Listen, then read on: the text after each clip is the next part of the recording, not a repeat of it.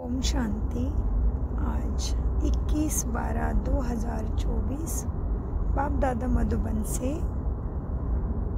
गोड मुलांनो, खरी कमाई करण्याचा पुरुषार्थ पहिले स्वतः करा आणि मग आपल्या मित्र नातेवाईकांना देखील करवा। Charity begins at home. प्रश्न: सुख किंवा शांती, चैन प्राप्त करण्याची विधी काय आहे? उत्तर: पवित्रता। जिथे पवित्रता आहे तिथे सुख चैन आहे। बाबा पवित्र दुनिया सतयुगाची स्थापना करतात, तिथे विकार नसतात।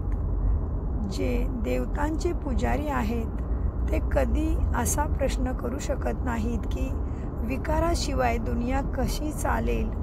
आता तुम्हाला शांतीच्या दुनियेमध्ये यायचं आहे, म्हणून या पतित दुनियेला विसरायचं आहे। शांतीधाम आणि सुखधामाची आठवण करायची आहे। ओम शांती। ओम शांतीचा अर्थ तर मुलांना समजून सांगितलेला आहे। शिवबाबा देखील ओम शांती म्हणू शकतात, तर शालिग्राम मुले तुम्ही देखील ओम शांती म्हणू शकता। ओम शांती आत्मा म्हणते। Om Shanti son of silence father.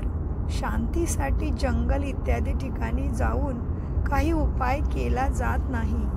आत्मा तर आहे सायलेन्स, शांत स्वरूप।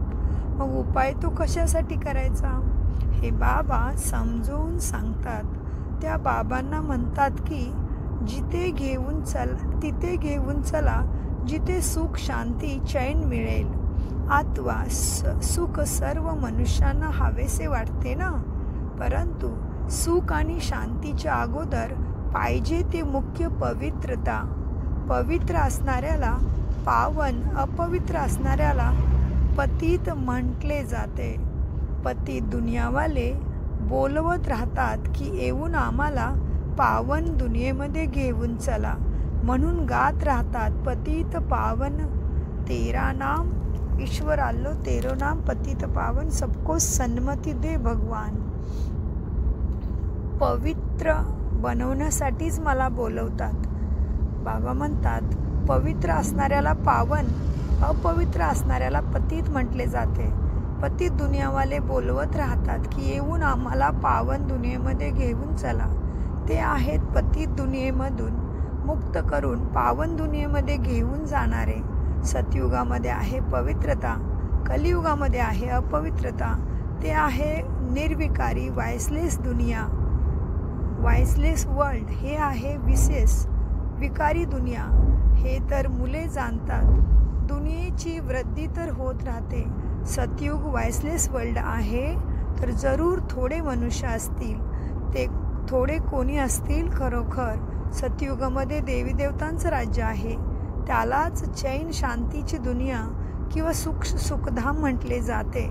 हे आहे दुःखधाम। दुःखधामाला बदलून सुखधाम बनवणारे एक परमपिता परमात्माच आहेत। सुखाचा वारसा जरूर बाबाच देतील। आता ते बाबा सांगत आहेत दुःखधामाला विसरा, शांतीधाम आणि सुखधामची आठवण करा। यालाच मन मनाभव म्हटलं जाते।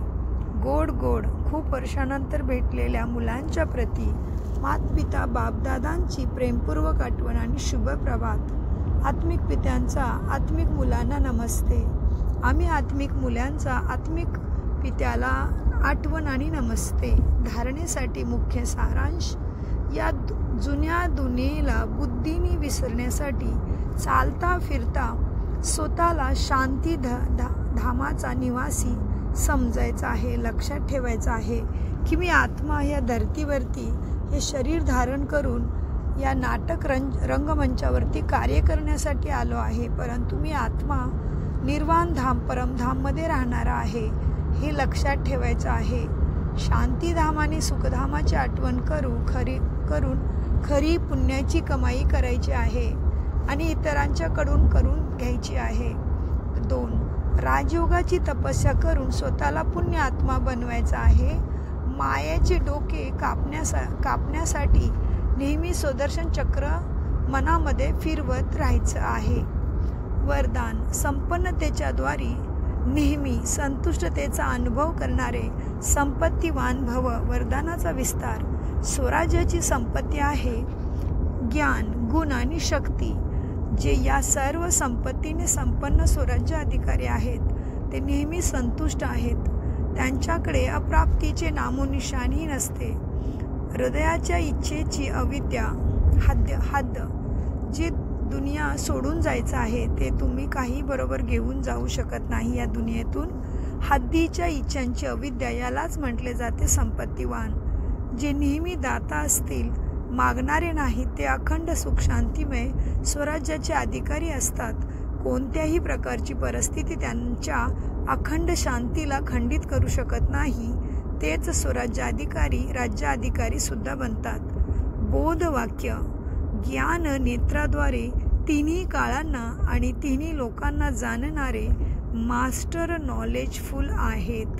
ओम शांती, ओम शांती, ओम शांती. मीठे प्यारे बापदादांचं अनगणित पदम गुना शुक्रिया, शुक्रिया फरिश्तो.